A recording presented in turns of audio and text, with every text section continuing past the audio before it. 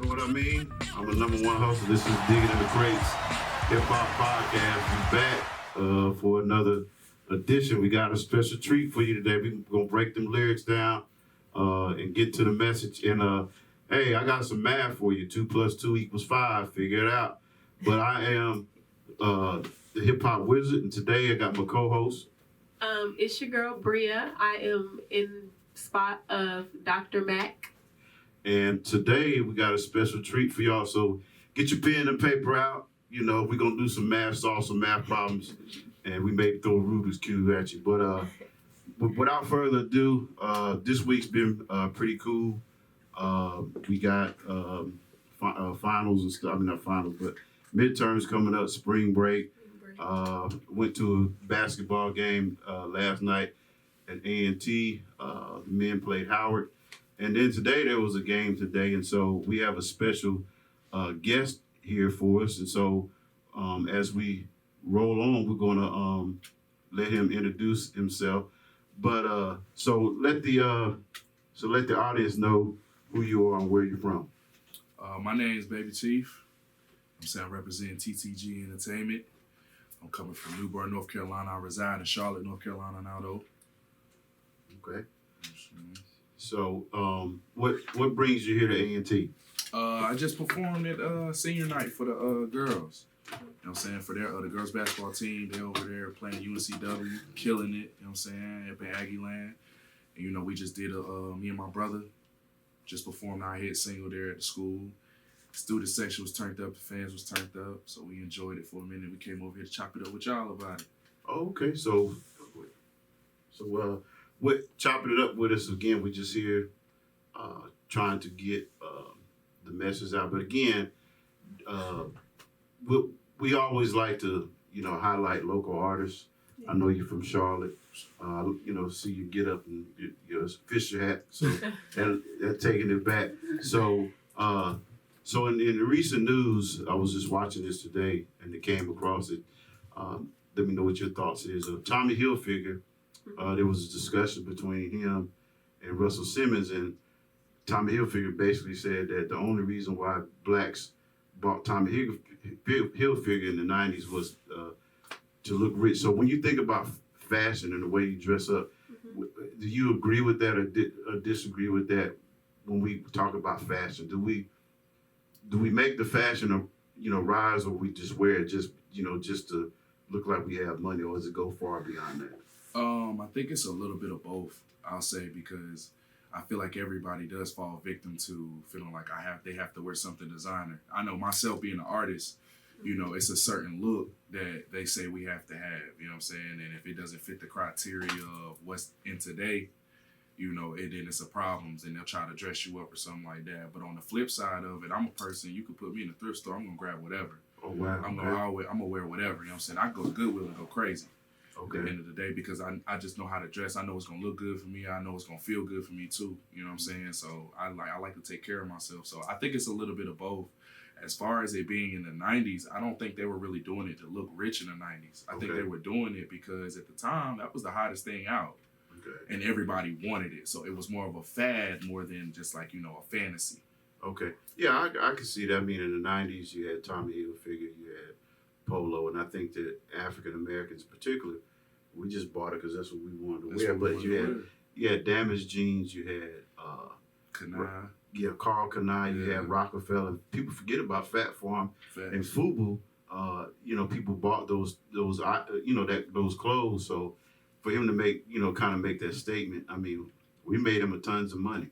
Tons of money. Tommy Hilfiger, but you think fast forward now, I mean, there's just so many brands out there. There's also people who are making local. And you say you go to a thrift store. I do the same thing. Going to the store. So the shirt I got on from a thrift store. My t-shirt's a Rugrats t-shirt. Fashion is changing. That's it. Okay. Yeah, I think that people nowadays, fashion is becoming more customizable. Okay. So people get things that relate to them, brands that they can relate to in some way, or that have some similarities, like a lot of black-owned things and stuff like that. So yes, it's a mix between both thrifting mixed with high fashion. I feel like people intertwine them a lot nowadays, just so that they can add their individuality to it.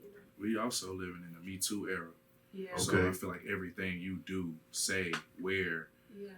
listen to, write, post is a statement at the end of the day. Okay. And it's Yeah. everything you do is taken seriously. Like, so everything, like even saying certain stuff has to be censored at the end of the day. Mhm. But like I said, we're in a Me Too era, so everything is a statement. So dealing with fashion, it's a statement of who you are as a person on the inside. You're letting it out. You know what I Okay. mean? So if that's Tommy Hilfiger, Right. then that's Tommy Hilfiger. Yeah. If it's FUBU, then it's FUBU. You know what I mean? Yeah, it's just self-expression, whatever you decide to wear. But again, you know, the fact that there's a lot of, you know, independent, you know, people who are making different types of clothes, especially African Americans. I mean, that's you know, that's good, you know, for the culture. But I do agree with what you say. You know, you just wearing it because it identifies who you are, Yeah. whether it's FUBU, whether it's, you know, Fat Farm. Whatever. Yeah, it's whatever. A lot too. I'll be honest. People like me, even my brother can attest to it. Like we come from nothing. Okay. So now that we have it, we gonna go get everything that we wanted when we had nothing. Yeah. At the end of the day, like jewelry, clothes, shoes. I'm a sneakerhead, so Okay. I go get all the shoes. You go in my closet right now, it's all the way up and down. But it's just like it's me getting it because I worked for. That's things I wrote down. Like you could look at my phone right now. Mhm. That's the one of like it's like a type of house I want. You Okay. know what I'm saying? So I put it up there because okay, that lets me know that this is attainable. Right. Okay. So when I get to the point where I can get that house, I'm Yeah. gonna spend that money to go get it. And it's the same with Yeah. clothes Yeah. and fashion. It's like, man, if it's Tommy Hilfiger, yeah, give me that one, that one, that one, and that one. Exactly. Yeah, You right. know what I'm saying? Exactly. So, since we got you, appreciate you dropping through. We're just gonna just ask you know a little bit, a couple questions about your bio and your background, Yes, where sir. you're from. Let's do So growing up in New Bern, right? Sure. And now living in Charlotte, it. Sure. how has being in North Carolina, because I know that you said, well, you know, Snoop Dogg is one of your favorites or whatever. How has being in North Carolina impacted your artistry? Do you think that it has, or do you pull from different areas like West Coast, East Coast, South, North? Kind of how does your brain work, and what type of music do you gravitate to that kind of inspires you when you make music? That's a great question. I bring everything back to North Carolina. I bring everything back to the South. Okay. So I'll take a West Coast style beat, but I'll turn it to North Carolina. Okay. I had a DJ tell me today, before he met me, he didn't know where I was from. When he heard our song, when he heard my song, it's like streamed through the radio. He didn't know where I was from, and I love that because that shows me that my music is worldly. It's showing me that I'm doing it the right way. Like I said, Snoop Dogg was one of my favorite. He's one of my first favorite rappers because I didn't listen to rap music till I was 7, 8 years old. It was always oldies and gospel. My mom put me on gospel. My pops playing in oldies. You know, I come up in the era. If you ain't got no money to pay the bills, don't touch the thermostat. Don't make sure you turn the lights off Right. at night. Don't touch the radio in the Yeah. car. Right. So you gotta learn the music that you're hearing. You know what I'm Right. saying? So I got my pops put me onto all the greats, all the oldies. You know what I'm saying? Barry White, Minnie Riperton, like, you know, Okay. the OJs, the Ozzy Brothers, everybody at the end of the day. Mm-hmm. And then I got my mom put me onto all the gospel greats, stuff like that. You know, I'm at church singing and stuff like that. And she's put me on to Whitney Houston and like, you know, all her favorite stuff like that. So it took other family influences to really get me to listen to rap. And I started sneaking listening to rap, you know, just being censored as a child. Yeah. Okay. I got a child of my own, so I censored her up until she's 8 now. Mm-hmm. So I censor her up until this point now. And even still now, you know, don't listen to too much dirty music. Right. But, you know what I'm saying, you can't keep them from it. And they Exactly. realize that too. And at 8, I learned, I'm like, oh, this is what we're going to do. So I take all those influences at an early age, and that leads me to listen to a lot of music from a lot of different places now. I don't even really listen to a lot of rap now. I still listen to oldies. We play oldies on the way here. You know what I'm saying? I'm high-fiving bro in the Sprinter because he's playing all the good music. Right. You know what I'm saying? Right. But it's like I take all of that and bring it back to North Carolina. I bring it back to the South. So if you go back to when you was a child, 8 years old, and you mentioned gospel, a lot of sometimes artists don't, you know, mention gospel. So, and then the fact that your music, you was, you know, listening to the music that you had to sneak and listen to it. Was it out of curiosity to listen to that music, or did you just say, well, I can, you know, it's not.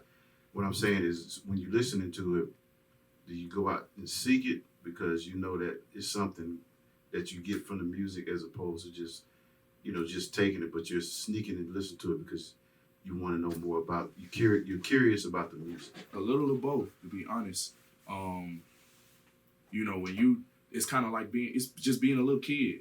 Okay. It's like, you know what I'm saying, you ain't supposed to take no food till it's done. Right. Well, I'm gonna put this piece of chicken in my pocket and run in the room and eat it.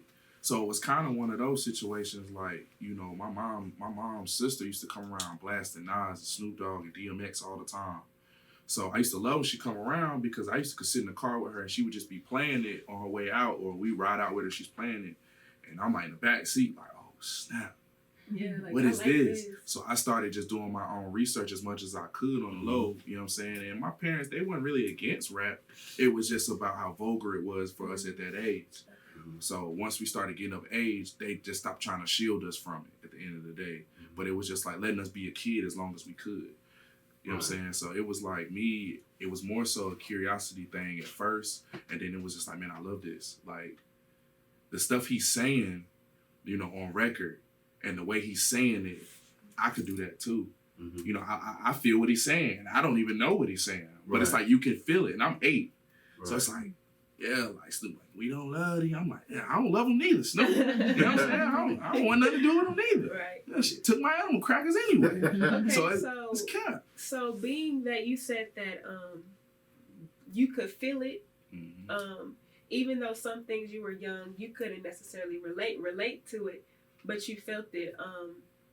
So being in church, preachers and stuff, did you pull from anything, or maybe like motivational speakers or people like Martin Luther King and Malcolm X? I know that a lot of rappers actually pull from those type of people, even though they're not rappers. They pull from the way that they present their words. Did you pull from anything at church, or how did gospel or being raised up in church have an impact on your verbiage or how you sound within your music? How did they have an impact on that? Yeah, that's some great questions. I ain't gonna lie, but I didn't really. I'm gonna be honest. I wasn't really into the preachers. Yeah. You know what I'm saying? Because I grew up in a country church. Okay. You know what I'm saying? Like everybody in their cousins. So it was like the preacher was a fire and brimstone preachers that was in there. So they preaching at you. Yeah. You know what I'm saying? A lot of these preachers that are like a little bit older than us and stuff like that, older than me, they're more so they interpret it how they feel, right, but they let you find your own interpretation or whatever. You know what I'm saying? So I didn't really pull from preachers. So a lot of my lyrics are like justified by things I learned from getting in trouble in the house, learning lessons in the house, or just, having talks with my pops, my moms, you know what I'm saying, or something like that. Even my oldest brother, like my older brothers or something like that, my older cousins, my aunts, stuff like that. Like I pull from them. Like I quote stuff I learned in my lyrics often. You know what I'm saying? So. And it's stuff that just stuck with me. I didn't really learn from preachers over there. I mean, at the end of the day, I was a kid in church, so it's like, I'm ready to go home. Yeah. You know what I'm saying? I'm just doing the best I can not to go to sleep. I know if I go to sleep, I'm in trouble. So I'm just like, nah, this ain't it. Mm-hmm. So I didn't really pull from them. Like, I didn't really pull in that from... aspect, yeah. Yeah, I didn't really pull from, like... I understood and felt what Malcolm X and Martin Luther King were talking about, but I didn't pull from them neither. But similarly, your music, like you say, you felt how Malcolm X and when they speak, you feel them, and similar to your music, especially like your prolific song, like you could feel it, and it's kind of like a speech. I mean, rap is more lyrical and musical, but it's like y'all are actually speaking and giving that type of thing to an audience. Yeah, speaking of prolific, what stood out to me is big rip, big nip. I will continue to hustle, making money, multiply. See, I'm a damn magician, and snack on top of snack. Can I call it mad addition? Never subtracting the dollar. That's a bad decision.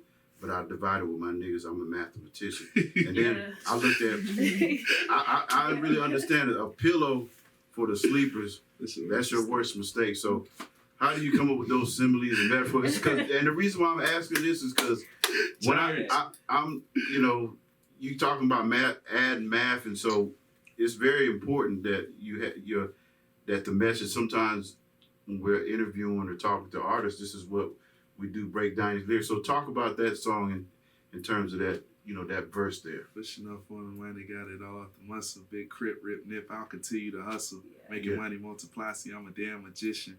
Adding stack on top of stack, I call it mad addition. Never Yeah. subtracting a dollar, that's a bad decision. But I'll divide it with my niggas, I'm a mathematician. It's So hard. yeah, I went through that. What's the emphasis in that? Yeah. Man, it was just I like to play with words a lot, man. My favorite like subject in school was like language arts, English, Okay. you know, grammar, whatever. So it's like I used to like to write stories. I write a lot of music, so I took the time to actually write that. Mhm. But it basically I just went through the orders of math at the end of the day. Mm. Well, people don't know that was a flip on the fact that they don't teach you finances in school. Okay. Mm. So that's why I was like, but they teach you how to add, subtract, multiply, and divide. So that's why I was like pushing up on the money, got it off the muscle. And I was like adding stack on top of stack. So it was basically like add, subtract, multiply, divide. You know what I'm saying? I'm a divider with my niggas, and I just basically took them through the format of math. So I'm a mathematician at the end of the day. So it was basically just learning how to, all right, boom, I'm gonna flip all these words, but I have to make them add. I have to make them rhyme. Mhm. So I'm gonna do that. So I no cap, when I wrote that, I was in the crib by myself. No, I wrote prolific. I was sleeping outside in the snow. I wrote prolific. Really? I So wrote did prolific. that have anything? I know you noticed that you rap battle. Did that have anything? Had it anything to do with you as a rap Who battle? told you that? Some of the things. Oh snap! I haven't battle rap since I was a teenager. So how was that for you doing? The battle rap. Oh man, it was fun because I can really rap. Okay. So back then, when I was battle rapping, it wasn't like Smack DVD battle rap. Okay. It was whoever verse was the hardest or Okay. whatever. Like Okay. I wasn't necessarily like it would be a couple disses here and there, Mm. but it wasn't like I'm just Okay. going directly at you. At I'm somebody, your okay. family. I'm gonna do it. Nah, I was rapping. You know, the dude who rap, I'll rap to, and whoever verse was the hardest, I had the most wittiest like punches, Mhm. wittiest disses and stuff like that. They won. So like that came. And I put that. I implement that into like my lyrics today. Like. Mhm. You know, you put me on the feature, I'm gonna go crazy. You're gonna know that I was there. Mm. And I'm gonna put my footprint on the song, my song. You're gonna love it because it's like, it's a song, but then when you hear the verse, you're gonna be like, yo, he can really rap. And I pride myself on that because I told somebody today, I said, I got told like 2-3 years ago, you won't make it because you rap too good. Mhm. So I didn't take it with a grain of salt. I told him, I'm like, all right, I know how I'm gonna do this. I'm gonna still be me. So now when I explain my music, I'll be like, I'm gonna give you what you need to hear the way you want to hear it. Mhm. I'm gonna give you the cadences, the melodies, the auto-tune, the energy, and all that stuff. But I'm gonna rap too.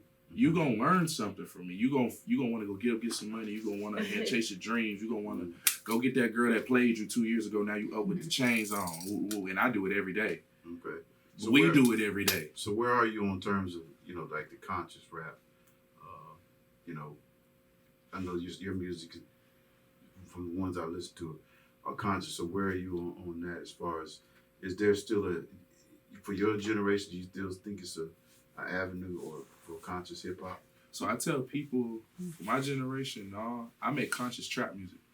Yeah, I read that. Yeah, I call it conscious trap music because, like I said, I'm gonna rap, and I implement things that I learned from my past, learn from being in the street, learn from being in the home or something like that, into my music. But when it comes to like I said, like the hooks, the beat selection, the cadences, the melodies and stuff like that, like the wave, like I'm gonna put that in there because that's what people want to hear. That's the meat and potatoes of a song. Right. The beat and the hook is the meat and potatoes. You know what I'm saying? So I could get on a record and just say A, B, C, D, E, F, G on the verse, but if the hook and the beat go crazy, Right. I done won already. I done won the battle. Okay. You know what I'm saying? Now putting it out there, getting them to hear it and them loving it is the war. Okay. But that's why I call it conscious trap music. I tell people I'm a conscious trap artist. I'm a street nigga with a mind. Like, right. I ain't no dummy. I get my money and go home. I could tell you about the trap, but why would I tell you about the trap every day? You already know what's going on in the trap. So I'm going to tell you bits and pieces about the trap here. Then I'm going to tell you bits and pieces about this experience here. And I might implement the trap again. But I'm not just going to be it keeps me from being put in a pocket, put in a lane. Mhm. If I call it conscious trap music, because it's like you could put me on a song with Cole, they put me on a song with Lil Uzi. You know, so you could put me on a song with Lil Baby, and then put me on a song with like Locksmith or something like that. And I'm gonna bar you to death. Okay. Then I'm gonna give you the wave over here. You know what I'm saying? And So how was the work with Pastor Troy? He's one of the unsung under, he has a very lyrical sound. But how was it working with Pastor Troy? So I didn't really actually get to work with Pastor Troy. Okay. What it was, I opened up for him during CIAA when it was in Charlotte. Okay. And then I opened up for him. He came to Jacksonville, North Carolina one time, and I opened up for him at Champs Lounge. And I got to meet him, talk to him. He actually heard my music, watched me perform both times. It was just like, and he remembered me. The second time I seen him, man, he was just like, you keep coming a long way. You headed the right direction or whatever, Okay. you know what I'm saying? But I never really got to work with Pastor Troy. Okay. You know what I mean? And I'm going to be honest, Pastor Troy wasn't one of them, because he was more of an anthem type of rapper to me. Right. So he wasn't my cup of tea at first until I had a big homie of mine really sit me down and analyze Right. stuff he was saying. He was just like, yo. And that's kind of one of the reasons why I do music the way I do it. Pastor Troy can rap, but he Yeah. gave people what they wanted to hear. Right. You know what I'm Yeah, saying? yeah. So it's like, you know, he gave people the anthems they wanted to hear, and their energy made him keep going. Mm-hmm. You know what I'm saying? He gave them the energy and they gave it back. So it's like, how can I do that? That's just like when I just performed at A&T. Mm-hmm. Yeah. The student section turned me up because I came out with good energy. Okay. So they was just like, oh, we like him, so we turned them up. I went over there and acknowledged them. Okay. So I gave them the energy that they wanted, and they gave it back to me. Mm-hmm. So That's all in performance. But sure. so we want our listeners to get into your song. And what's the name of the song that you got out now? Uchi. Uchi. And what came up with the concept of that? Mm-hmm. Because I looked up the sample, and the sample was by an artist named Goin Sharma, and it came out in 1976. So That's the deep sample. So yeah, we didn't really sample him. yeah, We sampled Nas. right, yeah, You know what I'm saying? We really, Uchi, like I said, shout out my brother, Super Truly, he in here with me. He had been telling me for a week, hey bro, you know, I don't want to do nothing for my birthday. It's his birthday last July. He was like, I don't want to do nothing for my birthday, just go to the studio. He was like, yeah, man, we could get some wings, or we could get some, you know, we get something to sip on, go to the studio and just vibe out. He said, I just want to be with my brother and vibe out, or we could just come here and vibe out. So I went and picked him up from Greensboro. I surprised him. I was like, hey man, where you at? He's like, I'm home chilling. I was like, man, put some clothes on. He was like, where we going? I said, we're going to the studio. So I went, picked him up. I just went to playing beats. Uchi was the least liked beat that we played. Now we freestyle together all the time. So we driving on 85, just freestyling, speeding freestyle, I ain't gonna lie. Mm-hmm. Speeding and freestyling. And he was just like, Uchi came, we was like, yeah, this is cool. I love samples. Like I'm a sample junkie. So he's like, yeah, this is cool, cool. Boom. Freestyle a little bit. We had the hook kind of in mind in the car, but it was more simple. So I was just like, yeah. So when we got to the studio in Charlotte, got to my studio, shout out my boy Unknown, Bryson. We got to the studio and he was just like, yeah, man, pull the beat up. The only beat that would send was the Uchi beat. And that was the beat we didn't want to do. So I said, bro, this is the only beat that'll send. He said, let's do it. We here. We done paid the time. Let's do it. So I brought the beat up. And I was like, man, the sample's so hard. So we played it in the studio. And this is a home studio, so everybody's like this. Literally. Mm-hmm. And then like his speaker's real good. So we just playing. He was like, man, this is hard. He was just like, man, like, we just gonna go crazy. Let's do it. I was like, all right, bet, let's do it. So we just ended up starting to write the verse. He started writing his verse. And his first line, I couldn't write nothing, but his first line, I was just like, I liked how he flipped Uchi Wale. Okay. So it was like Uchi Wale. Uchi Wale. So I'm like, I like that, bro. I was like, just go in the booth and just say that real quick. So he was like, I'm gonna say it like this. So he put his own little wave to it, spin to it. Uchi Wale, Uchi shit. And like, he just kept saying it. I said, just keep saying it, bro. He just kept saying it. I was like, what's your next line? And he just kept saying it. So in the song, his verse actually starts off that way because he was supposed to be the first verse. Okay. So we're gonna listen to Uchi Wale. Check it out on Digging in the Crate Hip Hop Podcast.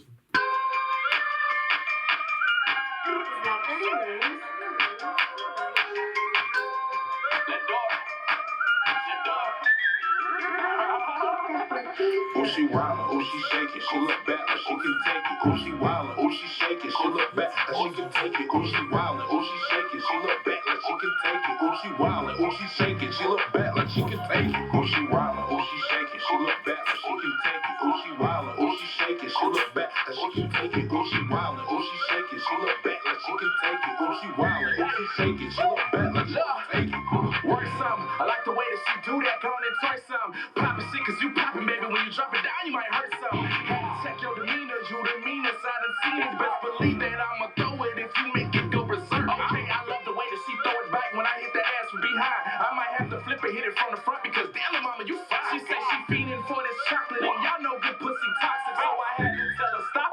Steady streaming, it's mine. Okay, let's hit it up, took it up. Looks so good, might eat it up. When she shake that Gucci wallet, she must got some freaking face down, ass up. So don't need no permission, switch positions when I get it. You know what's up with me. Bow leg, little nigga, they ain't cut like me. Tell your baby daddy is too smile that he can't fuck with me. You only live once, so get on top when you come ride on me. You so poetic, babe, you screaming YOLO when you ride a D. She wildin', oh she shaking, she look back like she can take it. Oh she wildin', oh she shaking, she look back like she can take it. Oh she wildin', oh she shaking, she look back like she can take it. Oh she wildin', oh she shaking, she look back like she can take it. Oh she wildin', oh she shaking, she look back like she can take it. Oh she wildin', oh she shaking, she look back like she can take it. Oh she wildin', oh she shaking, she look back like she can take it. Oh she wildin', oh she shaking, she look back like she can take it. Oh she wildin', oh she shaking, she look back like she can take it. Bite that lip, make them faces, bite that pillow, don't you say shit. This that shit that make them crazy, don't got time for conversation. Eat that dick up, I'm impatient, bitch, I'm toxic, but amazing. With a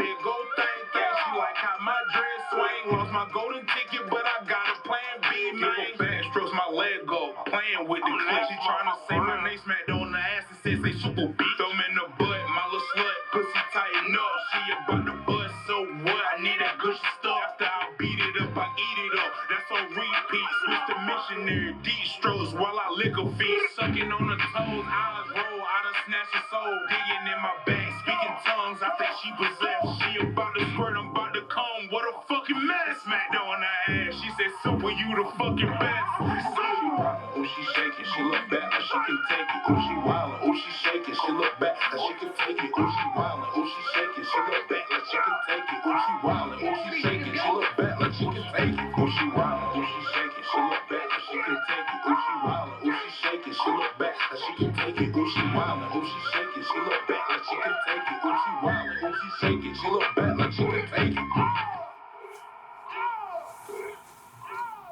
Again, you heard it right here on Digging in the Crates Hip Hop Podcast. Again, tell us a little bit more about the song. Where do you see the song going from here? Through the roof, man. It's already going crazy. It's at number 44 on the radio charts everywhere worldwide. DJs playing it like crazy. All the DJs, every time we did huge DJ blast, about to do another DJ blast. It's been picked up at so many different stations, picked up on so many different playlists on Spotify, Apple Music, all over the place. The blog site's been posting the video like crazy. Great reception. They just ready for the next big thing. But this song is just gonna keep going up, and up like it's been going since we put it out in January. So okay. So for you, how is the bit? There's a music side and there's the business side. How does the business side impact you to continue to make music? I took a hiatus from making and releasing music. Okay. About a year and a half, 2 years ago, just to learn more about the business for myself. Okay. So, I mean, as far as its impact, it's just let me know how I need to be steady with music. You know, don't be too anxious, but don't never get full. Stay hungry, but don't be too anxious because it's a process at the end of the day. It's a lot that goes into releases, a lot that goes into marketing. Like I tell my people all the time, a hit song is not recorded, it's marketed. You know what I mean? Okay. A hit song is not recorded, it's marketed. Okay. So the right amount of money and the right amount of time, patience, and, you know, effort put into a song and behind a song and a team put behind a song, like that just lets me know that the song has to be right. It only take one song, really, you know what I'm saying? Like, think about it. You just named different songs that I put out. You named a song I put out last year, and I thought that's one of my favorite songs. You know what I'm saying? But this song particularly has me here sitting here talking to you. Right. You understand? Right. So it's like that song has been marketed the right way that it's like came across your desk. I had a meeting with 2 other DJs today, very distinguished DJs, came across their desk. We done had listening parties. I done went through so many different clubs in the past 2 months. It's ridiculous. For that song to be played and then me to get so many recognitions from Coalition DJs, Core DJs, Fleet DJs, New Carolina DJs, DJs down in Florida, like just, you know, it's that song, but it's being marketed the right way. So just being able to know that it's actually a business keeps me from being green.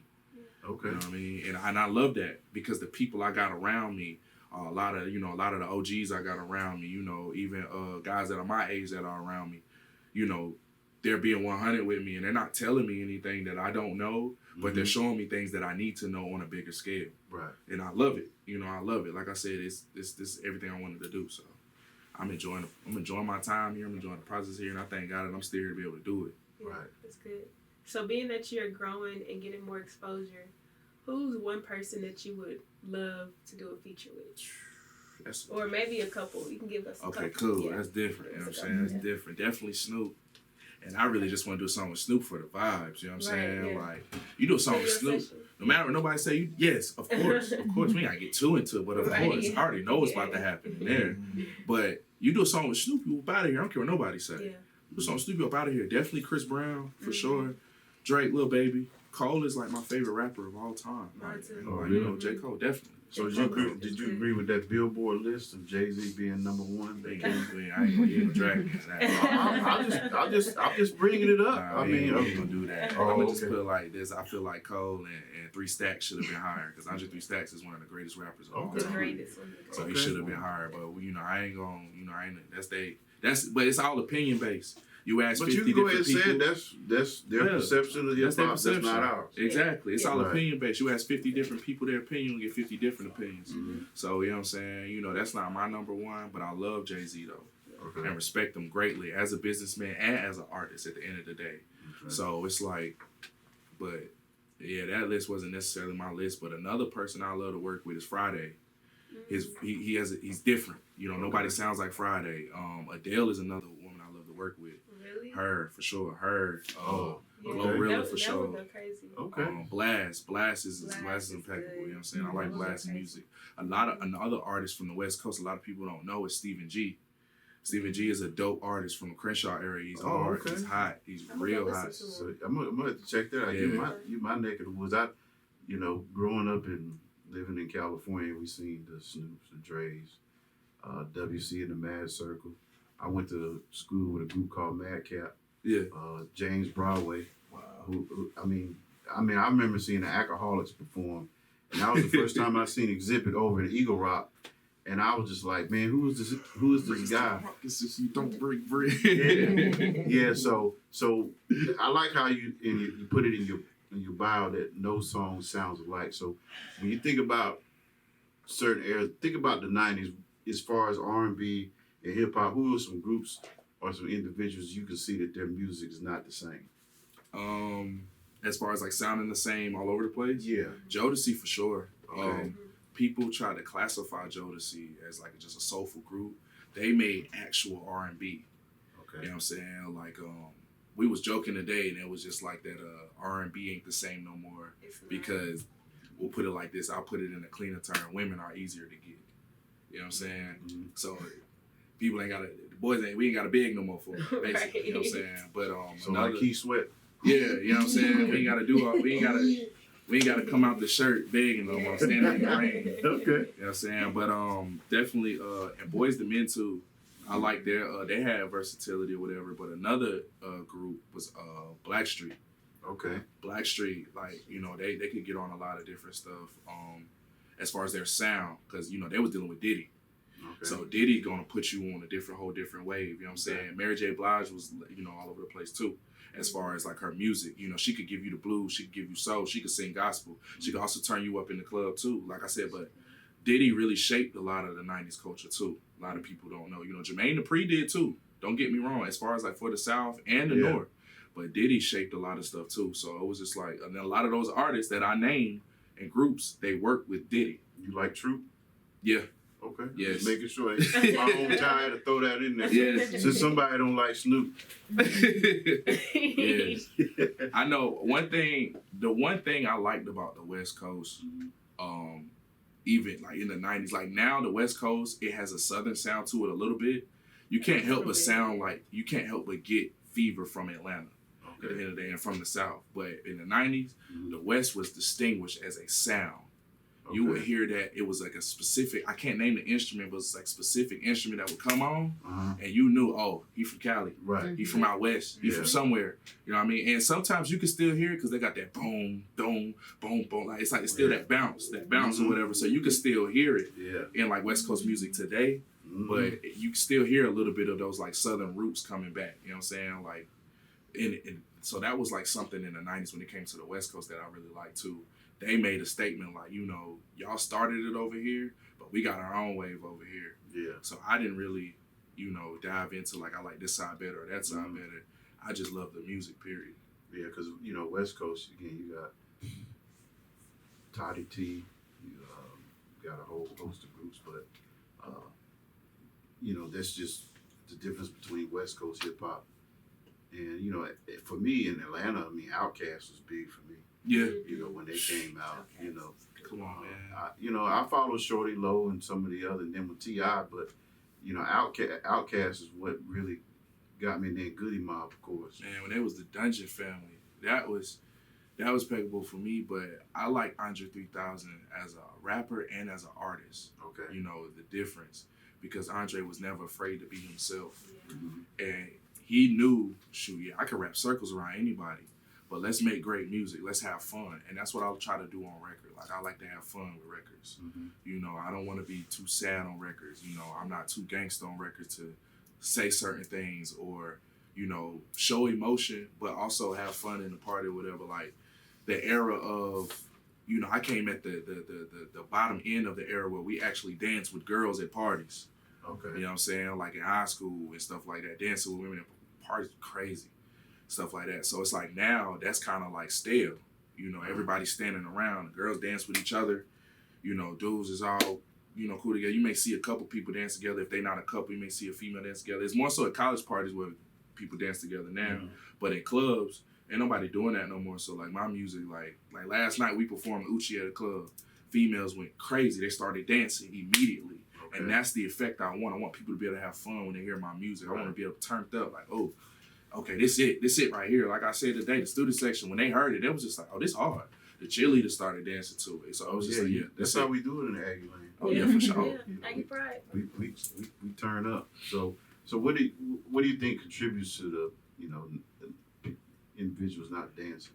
You know. Like I said, a lot of the music today is like either super duper violent or super duper sad. You know what I'm saying? Like, you know, I won't say people are too emotional because that's what music is, emotion in art form. Mm-hmm. You know what I'm saying? I go to the studio. I might go to the studio right now and make a whole song about us doing this interview right now.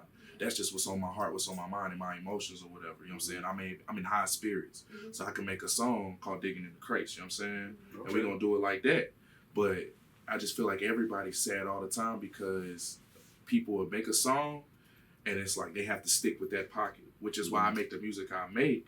And I pride myself in not sounding like one thing. Right. You know what I'm saying? I can make a song sound like Dolph, you know, R.P. Dolph. I can make a song sound like Dolph. And I can turn around and make a Hey Ya, like Outkast, you know what I'm saying? Yes. And I love that because that keeps me on my toes as an artist. It shows that I have real artistry. It shows that I have a mind. I'm more of an intellectual than a robot when it comes to music.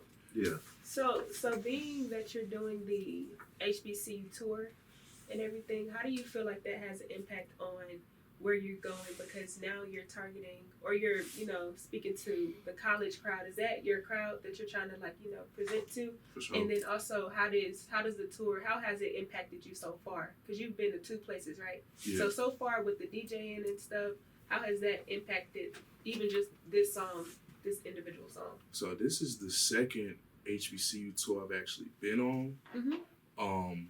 But college crowds are great crowds because they have to take your music home. Yeah. Not everybody is from Greensboro. Yeah, I'm from Okay. Texas. You feel me? Yeah. You came a long way. Long way. Good Dallas. job. Yeah. But you know what I'm saying? My producer's from Dallas. But you gotta they gotta take that music back home. Like you gotta take this interview, my song, back to Dallas. Yeah. And like, y'all, he from North Carolina, he going crazy. Or you gotta take it back to Kansas or, you know, Wyoming, wherever you from, Cali. You got people that's here from Cali. They gotta take it back. Yeah. So it's like, that's a diverse crowd. It's a melting pot. Mm-hmm. So it's like, I go put my little spice in there, boom, we got gumbo now, baby. Yeah. You feel me? So Yeah. we gonna go crazy. The college is like it's an artist's dream at the end of the day because kids gonna rock with you. They just want to turn up. They're in college to have Yeah. fun. Yeah. You know, yeah, they're in college to get their degree, learn, start their career, start their life, but they want to have fun. Right. So I'm making the perfect music for them. We gonna have fun together. Now take my music and tell your friends that's back home that didn't go to school out of state or didn't go to school out of town to tell their friends or tell your friends that's still in high school or tell your mom and them, your auntie, your cousin, your uncle, all of them like, hey, Baby Cheef hot, yo. Y'all gotta look him up. Now I done got Instagram this make many it followers. easier. Yeah. Just repost. And everywhere I go, like we market everywhere I go. So like the posters got the Scantron on it. You know what I'm saying? They follow me. I get so many followers every school we go to. You know what I'm saying? Like, you know, we just left Alabama State. They went crazy in there. And they was following me all over the place. We was giving out free stuff, telling them how they could win free stuff, different stuff like that. And they were just like, oh man, I'm about to follow you right now. Your performance was hard. Your performance was hot. The song is hot. I just did one song. Right. So this is an artist's dream. You know what I'm saying? You know, some artists that complain about coming through college markets, because college markets, you don't really make no money like that. You know, it really be all about the promo, but I see the bigger picture. Yeah, Right. So it's like, man, my bigger picture for me is that they gonna pack the arena out for me to where once they play my song, I don't even have to say nothing. They singing it. And I'm like, okay, yeah. And then they gonna come back and be like, I remember you came to our school. Yeah, let's take a picture. Boom. You know what I'm saying? And then they gonna remember that. Yeah, so for me, when I saw the video, the one where you said it was your mom's daycare. Mm-hmm. When I saw that and listening to your lyrics, I thought of you, marketing yourself and turning the Rubik's Cube around. Just because, you talking about math and stuff. So do you see yourself doing other things besides music in terms of marketing yourself? Yeah, for sure. I'm primarily focused on music right now. Okay. You know what I'm saying? I want everybody to know that is my primary focus is music. You know what I'm saying? I want people to establish me in this industry, my footprints in this world is that, he's an artist. He's a dope artist. But let's just be honest. Like, I'm a whole character. I joke all the time. That's all we do is laugh and joke. Okay. So I want to get into movies, modeling, definitely fashion. I love to get dressed. That's one of the biggest parts of my brand and for myself as an artist is how I look, how I present myself. I want to get into fragrances and stuff too. Okay. Just different stuff, merchandising. One of my main goal is to be a mogul at this. I want what Jay-Z got, but I want to build artists. Okay. Like, I want to. It's been so many times where I've been passed up on from different labels, passed up on from different investors or whatever. They don't see the vision, or I didn't have a big enough following or something like that, or I didn't have enough music out, but I got enough recorded, it's not enough out, not enough views on YouTube. Okay, boom. I want to take that person who's got that dope idea, and I want to turn him into me. Okay. Because he behind me right now. Right. He looking at me. He got hope. My manager tell me all the time, bro, you giving everybody hope. You got to realize that. Yeah. So I take that mindset. I'm like, okay, boom.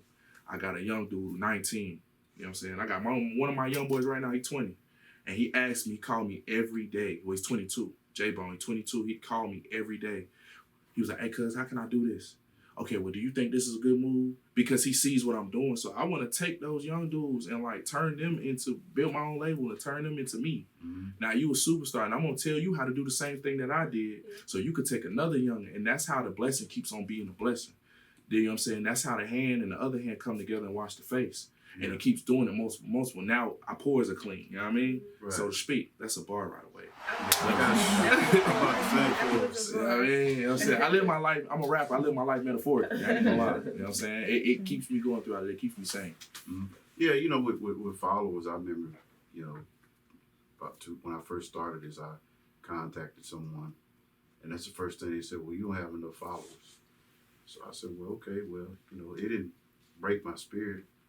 I mean, we've been here since 2018. We still flowing, and it's we give students an opportunity to internship. And one of the biggest things that helped me is Yasmin sitting there just doing the PR.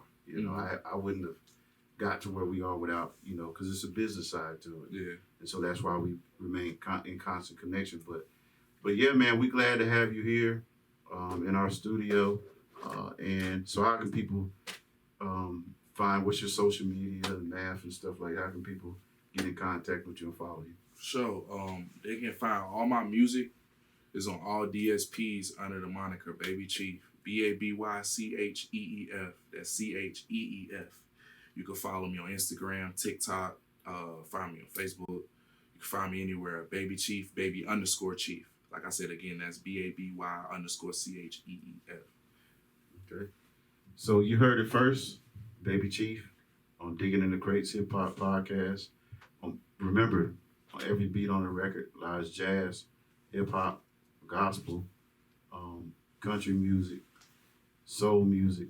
Again, because music is the heartbeats of our life. So follow us on Instagram, follow us on Facebook, and I am the Hip Hop Wizard and my co-host. Bria. Y'all can follow me at BriaMadeit. Bria made it. And don't forget, like Snoop Dogg, Digging in the Crates Hip Hop Podcast, the Hooker and Back Show. Peace.